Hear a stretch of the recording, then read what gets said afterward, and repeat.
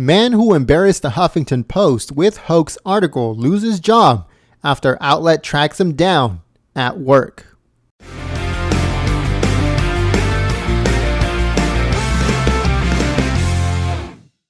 Hello everyone, Jen here, Golden State Times, and today we have a news story. This one comes courtesy of Breitbart.com, and it says a South African man who posing as a feminist activist convinced the Huffington Post to publish an article calling for white males to have their voting rights removed has now lost his job after Huffington Post editors tracked him down and confronted him at his workplace. Last week, the Huffington Post published a piece entitled "Could It Be Time to Deny White Men the Franchise?" written by a supposed feminist activist, Shelley Garland. It says, Garland wrote in the article, quote, "Some of the biggest blows to the progressive cause in the past year have often been due to the vote of white men." The article goes on to say, if white men were not allowed to vote, it is unlikely the United Kingdom will be leaving the European Union. It is unlikely that President Trump will now be president of the United States. And it is unlikely that the Democratic Alliance will now be governing 4 of South Africa's biggest cities. The article goes on to say if white men no longer had to vote, the progressive cause will be strengthened. She continued by adding, quote, "At the same time, a denial of the franchise to white men could be seen as a redistribution of global assets to their rightful owners." Garland has now been revealed to be the pseudonym of Marius Root, a think tank employee from Johannesburg who created the persona in order to expose Huffington Post's racism and lack of fact-checking. It says that in the face of public outrage, the Huffington Post initially defended the piece, according to Varashni Pillay, editor-in-chief of the Huffington Post South Africa, where she said, quote, "Dismantling the patriarchal system that have brought us to where we are today, a world where power is wielded to dangerous and destructive ends by men, and in particular white men, necessarily means a loss of power to those who hold it." Only after learning that Shelley Garland did not exist and that they had been trolled did the Huffington Post retract the article and affirm that they fully support universal enfranchisement. So it wasn't until they figured out, oh crap, this person is not even real. Oh crap, this person is actually a guy. Oh crap, this person is not even a feminist. So it was a bunch of oh craps, and then they tried to go on damage control and try to take everything back and, say, oh, I didn't mean that. I didn't mean. So it goes on to say that in a later post, Varashni Pillay also apologized for initially defending the piece, where she said, "I did not make it clear enough in my initial response that I absolutely did not agree with the disenfranchisement of any group of people." And she added, quote, "I don't hate white men." See, this is what I'm talking about.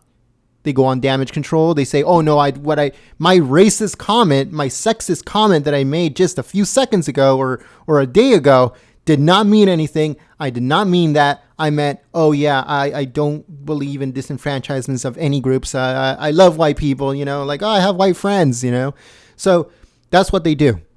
When they know they got caught in the lie, when they know that you look extremely racist, extremely sexist, they go, "Oh no, I have white friends," or that's just what they do. It says, following the humiliation, the Huffington Post decided that their hoaxer needed to be punished rather than praised for exposing the clear weakness in their editorial process, which the Huffington Post admitted to and pledged to improve in the post announcing the retraction of the Garland article. It says that the man behind the Shelley Garland article, Marius Root, was identified after the Huffington Post digitally traced his email, and it says they also used facial recognition technology on the picture of Garland, which was actually a picture of Root altered to look like a woman. Okay, so not only did they tracked them, they doxed them, they used facial recognition technology to figure out where he is. So they ended up finding where he works. Okay. And it says, armed with video recording equipment, 3 Huffington Post editors then arrived at Root's workplace to confront him. Putting him on the spot in a video interview, the Huffington Post editors asked him a number of questions, including, are you sorry for what you did? Huffington Post editor-at-large Ferio Hayaji also told Root that she thought that his hoax had been an example of his own anger coming out, and that had been a very angry thing to do. So that is a leftist narrative, right? That's a leftist talking point.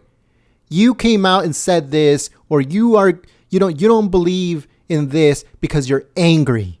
You're just a bitter, angry person. Okay, that's what they do. Okay, you say something that you believe in with a little bit of confidence, right? When you're confident and you're in the argument, sometimes you raise your voice a tiny bit and all of a sudden the left goes, oh, there we go. Boom. He's angry. I can just say that. It's like, you're not angry. You just have a little bit of confidence. And in the heat of the moment, you raise your voice just a little bit. But that is the way out for the left. That is what the left is waiting for. Okay? Is when you raise your voice a little bit. Oh, that's it. Maybe he's doing it because he's angry. And, that's what they do. Not only here in the United States, all over the world is the exact same thing because they all use the same script. They all use the same talking points. The Huffington Post editors also drew attention to some of the consequences caused by the publication of the piece, despite the fact that the Huffington Post made the decision to publish the article. They called on Root to answer for them.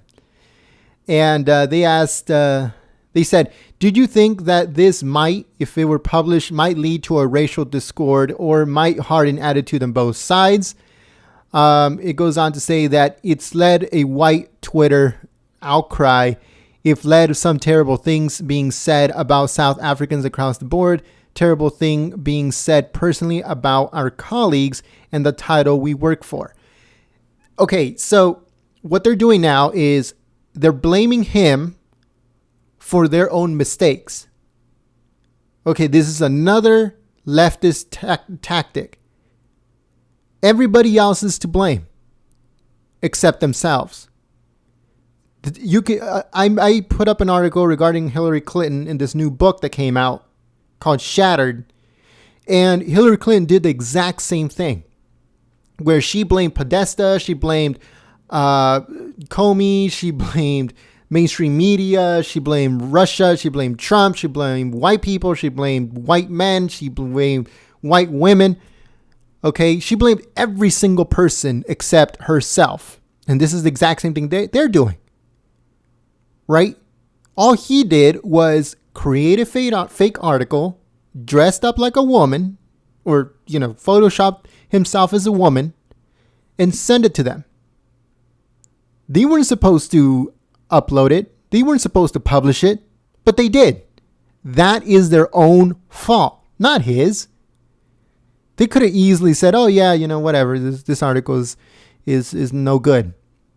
But they saw the title, Disenfranchise White Men. Keep white men from what's it called? From voting. Right? White men shouldn't vote. Because if white men vote, terrible things happen. That's what the left says.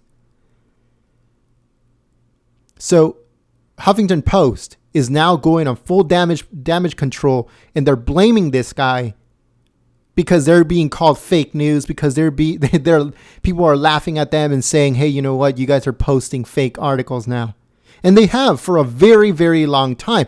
The Huffington Post is the most racist, sexist, mainstream media. Well, I don't know if it's mainstream media, but publishing out there. Extremely racist and extremely sexist. Okay, and it actually has come out that they underpay women at the Huffington Post. Even though they come out on their Twitter and stuff with pictures of, look at our team, right? Look at our editor's team. And it's all women. No men in the room, right? They're proud about that. So when it's on one side, according to them, it's a good thing. But if it was a room full of men, it's racist. I mean, it's sexist. If it's a room full of all white men, it's racist and sexist. But if it's a room full of white women, to the Huffington Post, it's A-okay. Let us know what you guys think in the comment section below. And like always, like this video, share this video, subscribe if you are new, give this video a thumbs up, and I hope to see you guys here next time. But until then, oh, wait 1 second. Check out the links in the description below. President Trump just uploaded his weekly address to the nation. Check that out also in the description below. Check out our website, goldenstatetimes.com. If you are new to our community, subscribe and also click the notification bell. If you've been with us for a while, check the subscribe button, see if it's still on. YouTube has been doing a number on us. Shadow banning us, demonetizing us, getting people unsubscribed to the channel. It's ridiculous what YouTube is doing, and it's really hurting us. It really, really is. So make sure to check the subscribe button, see if it's still on. If not, click it again. Hopefully you don't get unsubscribed.